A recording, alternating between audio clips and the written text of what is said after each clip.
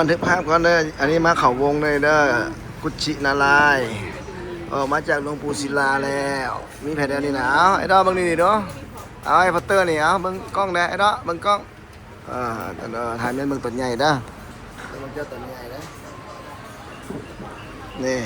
กำลังมากินข้าวมาจะถ่ายแม่นเบิ่งตัวใหญ่นี่อันนี้มันอยู่เขาวงเด้อไม่แผ่นได้นี่หนาว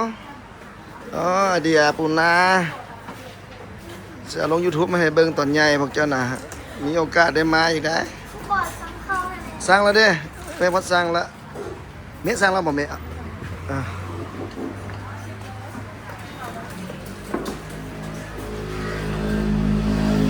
วันนี้มันที่เท่าไหร่นี่31 เดือน 2026ไปเจอหลวงปู่ศิลามาแล้วพอดีถึงเจอเพิ่นโดยบังเอิญเนาะเลยก็เลยมากินข้าวไม่แพ้นี่นะเอามาลูกหมายแล้ว รถมันใหม่